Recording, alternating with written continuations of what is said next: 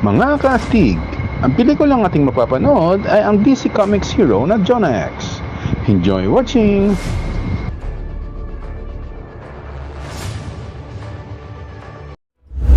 Still got that Derringer in your bustle?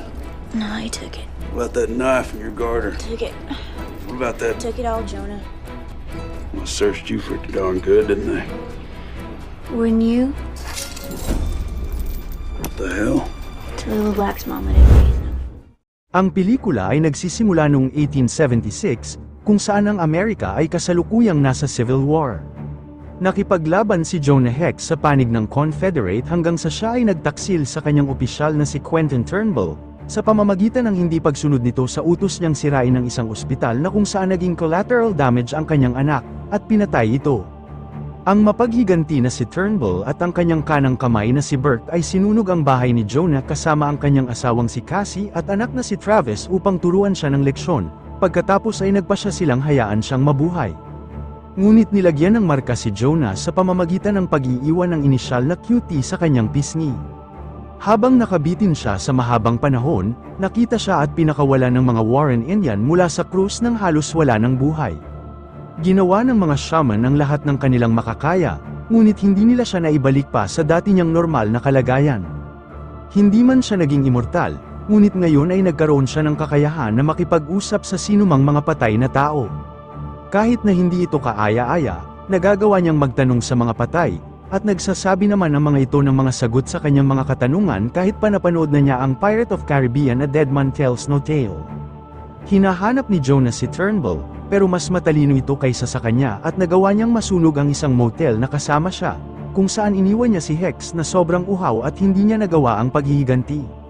Kaya ngayon siya ay naging isang bounty hunter, nagdadala siya ng katarungan kasama si Mang Jose na isang superhero na bigla ka na lamang sisingilin. Ngayon ay magsisimula na ang kwento ni Jonah Hex, ang taong nakakausap ang mga patay. Dumating si Jonah sa bayan ng Stank Creek upang makuha ang pabuya para sa kanyang ginawang trabaho, pero nagpa siya ang mga autoridad na patayin si Jonah sa halip na bayaran siya, dahil doble ang makukuha nilang bayad para sa kanyang ulo. Nang maramdaman niya na nasa isang bitag siya, agad niyang napigilan ang bala ng sniper mula sa tore at binaril ang mga opisyal ng walang awa.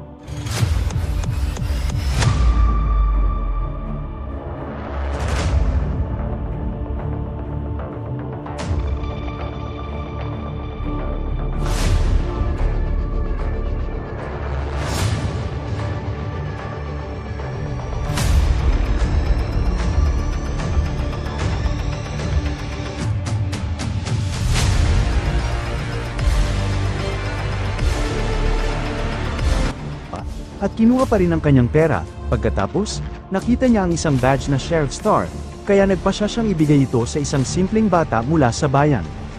Ngunit natapos ang pangarap ng bata na maging sheriff sa ikalawang pagpapasabog ni Jonah sa gusali ng pamahalaan. Si Jonah ay hinahanap at may premyo na $500 para sa sinumang makakapagdala sa kanya sa autoridad. Lumipat ang eksena sa tren, kung saan ang lahat ay tahimik. Ngunit nang ang opisyal ay pumasok sa bagon ng mga taong nasa mataas na lipunan, napansin ng isang bata na nakaupo malapit sa bintana ng tren na may mga bandidong nakasakay sa mga kabayo ang lumalapit sa kanila. Sinisikap ng opisyal na sabihin sa lahat na ligtas sila sa pamamagitan ng pagsasabi ng mas marami ang kanilang mga sundalo at kailangan lamang nilang kumalma. Ngunit sa oras na iyon, lumitaw ang mga kasabwat ng mga bandido mula sa karamihan ng mga sundalo sa isang hiwalay na bagon, na bumaril sa mga kapwa nila sundalo at nagbanta sa kanila ng isang bomba. At sa unahan ng tren ay may isang taong nagngangalang Bert na malapit nang matapos ang pag-install ng mga pampasabog, at ang mga bandido ay nakarating na sa mismong tren at nadiskonekta ang iba pang mga bagon, pagkatapos ay pinasabog ng lalaki ang mga pampasabog. Pagkaraan ng ilang sandali, nagulat ang tenyente sa Pangulo, na isa sa mga nakaligtas mula sa tren ay kinilala na si Turnbull, ang lalaki na nagpanggap ng kanyang kamatayan sa Gettysburg kung saan noon ay pinuprotektahan niya ang mga tao, ngunit ngayon ay nagsimula na siyang umatake sa mga ospital, paaralan, at mga simbahan. May malaking pagdiriwang na darating sa loob ng 10 araw, kaya kailangan nilang mahanap si Turnbull bago dumating ang oras na yun, dahil nalaman nilang may ginagawa siyang isang malaking plano mula noong ninakawan niya ang tren at ang bodega kasama ang kanilang mga armas. Pero mahihirapang mahanap siya ng direkta, kaya hiniling ng Pangulo na hanapin nila si Hex, dahil nasa kanyang mga kamay ang kapalaran ng bansa. Lumipat ang eksena sa bar, kung saan makikita si Jonah na umiinom ng alak, ngunit ang inumin ay tumatapon sa butas ng pisngi nito. May isang lalaki sa bar ang nakapansin kay Jonah na parang gusto niyang patayin si Jonah, ngunit bago pa man umatake ang lalaki ay agad niya itong binaril. Bago umalis, nagbigay ng tip si Hex sa bartender at saka tuluyan na itong naglakad palabas. Sa kabilang dako naman, isang babaeng nagngangalang Layla, ang tinatapos ang kanyang session sa isa sa mga lalaking may gusto sa kanya. Nilapitan siya nito at humihirit pa at pagkaraan ay tinutukan niya ito ng baril at itinaboy niya ito at sinabing bumalik na lamang bukas para sa susunod na session.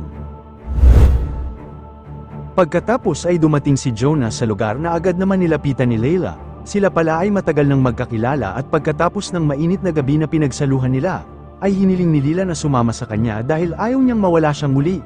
Ngunit tumanggi si Hex dahil lahat ng nakapaligid sa kanya ay agad na namamatay. Hindi nagtagal, dumating at sumugod ang militar sa silid, kaagad ipinakita ni Hex kung gaano siya kahanda.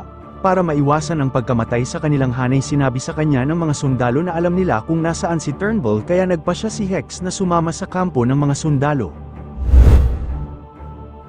Nang dumating si Hex, sinabi sa kanya ni Teniente Grass na wala silang ideya kung nasaan si Turnbull, kaya ipinakita sa kanya ang isang patay na kasamaan ni Turnbull dahil alam nilang may kakayahan siyang makipag-usap sa patay. Pagkatapos, nilapitan niya ito at ginamit ni Hex ang kanyang talento para mahinahong kausapin ng patay at alamin kung saan matatagpuan si Turnbull. Bumalik si Hex sa tenyente at sinabi ang direksyon kung saan nila matatagpuan ang kalaban. Di sila makapaniwala at sa pagkabigla, ay pinuntahan nila ang bangkay upang suriin ang kalagayan ng patay. Nang masuri ang bangkay, babalikan na sana nila si Hex, ngunit nawala na ito sa isang iglap lamang. Si Hex ngayon ay mabilis na papunta na sa hilagang kanluran. Nang huminto siya upang uminom, bumalik sa kanyang isipan ang nakakatakot na mga alaala, at naalala niya na natanggal na ang kanyang tatak na may tomahawk. Nagpunta ang eksena kay Turnbull, kung saan sinisilip niya ang kinaroroonan ng mga warhead detonator na ninakaw niya mula sa isa sa mga kawani ng gobyerno. Habang si Hex naman, ay pumunta sa isang lugar kung saan ginaganap ang isang underground fight sa pagitan ng bouncer at ng taong ahas. Ngunit walang interes si Hex dito, dahil siya ay nagpunta para sa kanyang target na si Colonel Slocum, hindi para patayin siya ngunit upang malaman ang lokasyon ni Turnbull. Ngunit nagmatigas ito at hindi sinabi ang kinaroroonan ng kaaway ni Hex, kaya itinapon siya ni Hex sa arena na may isang nakakatakot na nilalang. Pagkatapos siya ay umalis sa arena, at tinulungan niya ang minamaltratong aso. Bilang pasasalamat sa kanya ng aso, ay sinamahan siya nito sa sementeryo, ngunit natakot na itong pumasok pa sa pinakaloob nito. Pumasok si Hex sa loob para humingi ng tulong sa dati niyang kaibigan na si Jeb Turnbull. Matapos ang maikling labanan, humingi ng paumanhin si Jonas sa pagpatay kay Jeb sa digmaan. Pinatawad siya ni Jeb at sinabi sa kanya na si Turnbull ay nasa Renaissance Fort, pagkatapos ay bumalik na siya sa kabilang buhay. Bumalik ang eksena kay Layla, na namomblema dahil bumalik na naman ang lalaking itinaboy niya. Ito ang dating nagmamay-ari sa kanya at gusto siyang balikan. Pinupuwersa siya ng lalaki para sa isang mainit na sandali. Ngunit ayaw ni Layla hanggang sa nakakuha siya ng patalim at sinaksak niya si Pretty Boy dahilan upang mapatay niya ito. Habang si Jonah naman ay makikitang pumunta sa isang gun store, para bumili ng bagong sandata mula sa kaibigan niyang si Smith, isang maliit at malakas na sandatang pana ang kanyang tinitignan at gustong kuhanin. Pagkaraan ay sinabi ni Smith kay Jonah na naiisip niya na hindi nanggaling ang galit nito sa Union dahil sa kanyang katapatan sa South, kundi dahil ito sa kawalan ng pagnanais na sundin ang mga utos ng pamahalaan. Pagkatapos, nagpunta si Jonah sa Fort Turnbull at nakita niya ang mga blueprint para sa mga nakamamatay na sandata ni Turnbull na planong gamitin sa ika-4 ng Hulyo sa Independence Day, ang araw na alam ng United States of America na impyerno. Si Jonah ay maswerte na nakita si Turnbull, ngunit hindi siya nagkaroon ng pagkakataong malabanan ito, dahil kailangan niya munang harapin ang kanyang mga tauhan. Ngunit pagkatapos ng mga ito ay dumating ang matamis na sandali ng paghihiganti. Ngunit sa hindi inaasahang pagkakataon biglang nabaril siya ng kanang kamay ni Turnbull na si Bert, kaya umatras si Jonah para tumakas. At pagkatapos ng isang napaka-intense na pangyayari, nakatulog siya at nanaginip siya na nakikipaglaban kay Turnbull sa isang mahirap at madugong labanan. Ngunit kahit sa panaginip ay natalo pa rin siya. Samantala, dumating si Turnbull upang inspeksyonin ang kanyang mga napakalakas na sandata. Lumilipad ang mga karaniwang bala na hindi maintindihan ng mga tao kung ano ang mga ito. Ngunit nang pumunta sila sa mga kalye para suriin, nilabas ni Quentin ang detonator at literal na sinira at winknife out ang buong lugar. Sa opisina ng presidente naman, iniulat sa presidente ang 374 na nasawi at ipinapalagay na ang hinaharap na pag-atake ni Turnbull ay mangyayari ng di inaasahan at imposibleng mahulaan. Samantala, habang si Layla ay sumusulat ng liham para kay Jonah, nang may isang bagong panauhin ang nagpakita, si Burke, ang dumating at binugbog siya pagkatapos ay kinidnap siya nito. Sa kabilang eksena naman, dinala ng service dog ni Hex ang mga Indian sa kanya, na nagsasagawa ng ritual para dito. Sa ginawang ritual ay bumalik siya sa buhay na kasama ang kanyang pinakamamahal na pamilya at ito ang dahilan kaya si Jonah ay nabuhay na maguli dahil sa matinding puot kay Turnbull. Pagkatapos ay nagpadala si Jonah ng telegram sa Washington tungkol sa intensyon ni Turnbull na pasabugin ang kabisera gamit ang isang super weapon. Si Hex ay papunta sa lugar kung saan magaganap ang pag-atake at bago nito ay nagpaalam muna siya sa kanyang minamahal na alaga at pagkatapos ay hinabol niya si Burke at sinundan ang kanyang landas patungo sa barko, kung nasaan si Turnbull at pagdating agad na sinimulan ang paghahanda upang mapaandar ang barko. Habang nagtatangka si Jonah na pasukin ang barko, hindi niya alam na nakita na siya ni Burke, at bigla na lamang nito inatake si Jonah at nagsimula ang kanilang labanan. Nang sasaksakin na sana ni Burke si Jonah ay nakuha nitong paapuyan ang kanyang kamay at sinuntok ni Jonah, na dahilan upang bumagsak ito at kinaladkad ni Jonah si Burke papunta sa mga blades ng barko, na sanhi ng pagkamatay nito. Pagkatapos ay binuhay niya muli ang bangkay at sinunog ito mula sa kaloob-looban dahil sa galit. At nang umakyat si Hex sa barko nakita niya agad ang kanyang kaaway at tinutok nito ang baril niya kay Turnbull. Ngunit nakita siya nito at agad kinuha si Layla at ginawang panangga at tinutukan ang baril kaya walang nagawa si Hex kaya sumuko na lamang siya. 3 minuto na lang bago ang pagpapasabog ni Turnbull sa kanyang target, makikita si Shooter Steve na nakatayo para sa talumpati ng presidente at kasama ang mga bata. Nagising si Hex sa tabi ni Layla, na walang pagkaantala na nakatakas siya sa kanyang pagkakalak at sinabi niya na ang kanyang totoong pangalan ay Tallulah, at Layla ang palayaw niya. Sa oras na ito sa itaas, hinihiling ng mga naval guard na sumuko na si Turnbull, ngunit wala siyang intensyon ng umatras, kaya nag-utos siyang maghanda ng baril at pinaputukan ang mga opisyal na sanhi ng pagkakabara ng mga ito. Pagkatapos, nakipaglaban sina Hex at Layla sa mga gwardya at gumawa sila ng strategy kung saan sinabihan siyang i-cover siya nito para malabanan niya ang kanilang mga kalaban. Habang si Hex ay umaakyat gamit ang flamethrower, si Layla naman ang nakikipaglaban sa iba pa nilang mga kaaway. Nang makita ni Hex ang mortal niyang kaaway ay sisilaban na sana niya ito ng mainit na apoy, ngunit naubos naman ang gasolina nito. Kaya si Turnbull ay dinakma si Hex at nakapag-utos din ito na magpaputok ng 50 beses, naglaban sila at pagkatapos ay bumagsak sila na magkasama.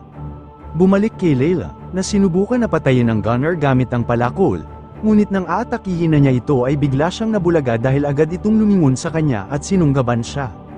Binugbog ni Turnbull si Hex, at sa bawat suntok ay naalala niya ang apoy na sumunog sa kanyang pamilya, at pagkatapos ay ibinigay ni Turnbull ang utos para sa pag-trigger ng detonator. Habang sinisikap ni Layla na abutin ng palakol, hindi niya sinasadyang maitulak ito ng diretso kay Hex, kung saan nagawa niyang malabanan ngayon si Turnbull at mapatigil ang pag-atake. Pagkatapos ng matamis na paghihiganti, naiklamp ni Hex si Quentin sa mga gulong at sa wakas ay nailigtas niya ang kanyang minamahal, kung saan sila'y nakatakas sa barko bago pa man ito sumabog. Ito ay nagbigay daan sa mga mamamayan ng Estados Unidos na ipagdiwang ang araw ng kalayaan. Pagkaraan ng ilang sandali, binigyan ng Pangulo ng parangal si Hex at hiniling sa kanya na maging punong sheriff para sa bansa, ngunit tumanggi si Hex at mas piniling sumama sa kanyang minamahal na Tallulah, at sa huli, binisita niya ang puntod ni Jeb, humingi siya ng tawad dito, at pagkatapos ay sumakay na siya sa kanyang kabayo palayo mula sa sementeryo kasama ang kanyang aso.